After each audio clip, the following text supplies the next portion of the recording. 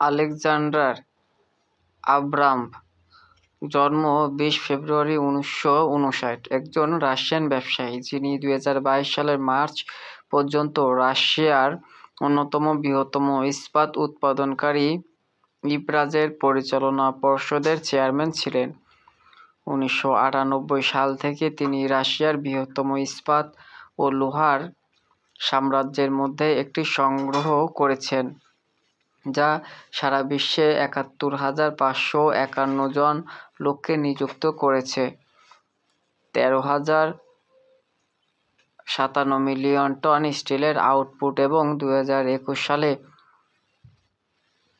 14.1 billion turnover সহ, যা তাকে নেতৃত্ব দেয় ব্যাপকভাবে রাশিয়ান অলিগার্চ হিসেবে বিবেচিত হবে। আলেকসান্ডার ফ্রোলভ এবং রোমান অ্যাব্রামোভিচের একজন ব্যবসায়িক অংশীদার এবং সহযোগী। আব্রামভ 2021 সালের জুন মাসে ফোর্বস দ্বারা তালিকাভুক্ত ছিল, যার আনুমানিক নেট মূল্য 8.0 বিলিয়ন ছিল। জাতীয়তা রাশিয়ান। শিক্ষা Moscow institute of physics and technology. পেশা ব্যবসায়ী। পত্নী বিবাহিত। আব্রাম 1959 সালে মস্কো, রাশিয়া, ইউএসএসআর এ জন্মগ্রহণ করেছিলেন। তিনি ইহুদি বংশোদ্ভূত। তিনি Moscow institute of physics and technology থেকে পদার্থবিদ্যা এবং গণিতে স্নাতক ডিগ্রি লাভ করেন। সরকারি তহবিল কমে যাওয়ার পর তিনি ধাতু ব্যবসায়ী হওয়ার আগে রাশিয়ায় মহাকাশ ও প্রতিরক্ষা কর্মসূচির জন্য প্রথম কাজ করেন। ইভিআরএজেড হল 1998 সালের আর্থিক সংকটের পর থেকে রাশিয়ার বৃদ্ধির একটি পণ্য, এবং আব্রাম হলেন রাশিয়ার ম্যাগনেটদের দ্বিতীয় তরঙ্গের প্রতিনিধি, যারা সেরা সম্পদে নেওয়ার পরে ব্যবসায় নেমেছিলেন। মিখাইল খোদোরকভস্কি এবং ভ্লাদিমির পোটানিনের মতো রাজনৈতিকভাবে সংযুক্ত অলিগার্চদের প্রথম তরঙ্গের বিপরীতে 1990-এর দশকে রাশিয়ার বিশৃঙ্খল বেসরকারীকরণ থেকে লাভবান হওয়ার জন্য আব্রামভের রাজনৈতিক সুবিধা বা আর্থিক সংস্থান ছিল না। 2000-এর দশকে ইব্রাজ হোল্ডিং রাশিয়া এবং বিশ্বব্যাপী সবচেয়ে আক্রমণাত্মক উল্লম্বভাবে সম্মানীয় ব্যবসায়িক গোষ্ঠীগুলোর মধ্যে একটি হিসেবে আবির্ভূত হয়েছে। এর সম্পদের মধ্যে এখন রাশিয়ার আকরিক খনি এবং ইস্পাত মিল, উত্তর আমেরিকা এবং কাজাকিস্তানের ইস্পাত মিল, সেই সাথে রাশিয়ান কয়লা কোম্পানি পিজেএসসি অন্তর্ভুক্ত রয়েছে। জুন 2005 সালে ইভিআরএজেড হোল্ডিং লন্ডন স্টক এক্সচেঞ্জে তালিকাভুক্ত হয়। 5 মাস পরে আব্রাম গ্রুপের সভাপতি পদ থেকে পদত্যাগ করেন, কিন্তু বোর্ডের সদস্য হিসেবে রয়ে যান। 2019 সালে আব্রাম অন্যান্য পরিচালকদের সাথে কোম্পানির 160 মিলিয়ন মূল্যের শেয়ার বিক্রি করেছেন।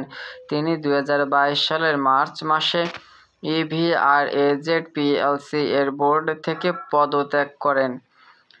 ট্রেডিং। তিনি রাশিয়ার ইস্পাত মিলগুলোর সাথে তার যোগাযোগ ব্যবহার করেছিলেন, যা উচ্চ তাপমাত্রা প্রযুক্তি ব্যবহার করেছিল, এবং তার পরিষেবাগুলো একজন বিজ্ঞানী হিসেবে নয় বরং একজন ধাতু ব্যবসায়ী হিসেবে অফার করেছিলেন। 1990-এর দশকের গোড়ার দিকে রাশিয়ায় অর্থ উপার্জনের একটি জনপ্রিয় এবং দ্রুত উপায় ছিল ট্রেডিং। অর্থনীতি সংকুচিত হচ্ছিল, অর্থ প্রদান না করা একটি দীর্ঘস্থায়ী সমস্যা ছিল, এবং একজন ব্যবসায়ীর কাছ থেকে নগদ যে কোনো প্রস্তাবকে কারখানাগুলো স্বাগত জানায়। 1997 সাল নাগাদ ট্রেডিং কম লাভজনক ছিল, এবং আব্রাম সহ অনেক ট্রেডিং কোম্পানি প্রযোজকদের কাছ থেকে বড় অঙ্কের পাওনা ছিল। আব্রাম কারখানা কেনা শুরু করেন এবং নিজনি তাগিল স্টিল মিলের ইকুইটির জন্য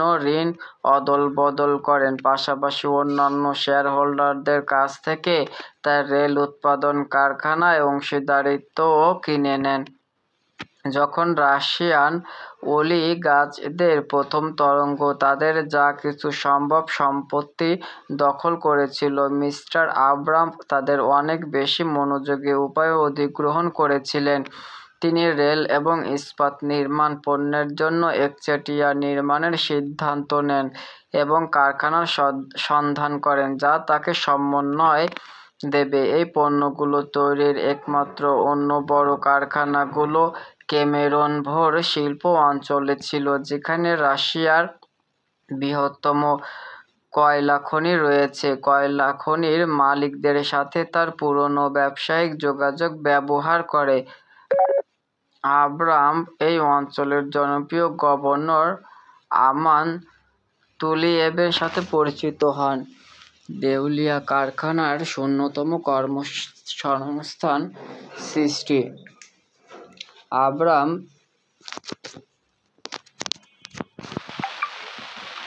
যে দুটি কারখানায় আগ্রহী ছিলেন তা 1998 সালে দেউলিয়া হয়ে গিয়েছিল। 8 মাস পর্যন্ত বেতন দেওয়া হয়নি এবং ধর্মঘট শুরু হয়েছিল।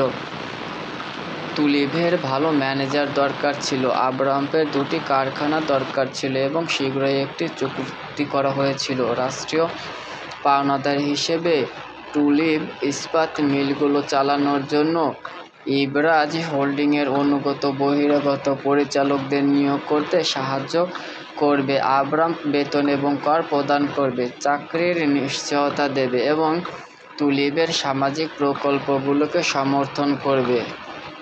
2007 সালে ইভরাজ ওরেগন স্টিল মিলস এবং ক্লিমটন স্টিল অংশগ্রহণ করে। 2018 সালের জানুয়ারিতে মার্কিন ট্রেজারি দ্বারা প্রকাশিত কাউন্টারিং আমেরিকাস অ্যাডভার্সারিজ থ্রু নিষেধাজ্ঞা আইনে আব্রামের নাম রয়েছে। 2022 সালে রাশিয়া ইউক্রেনীয় যুদ্ধের সাথে যুক্তরাজ্য সরকার কর্তৃক অনুমোদিত।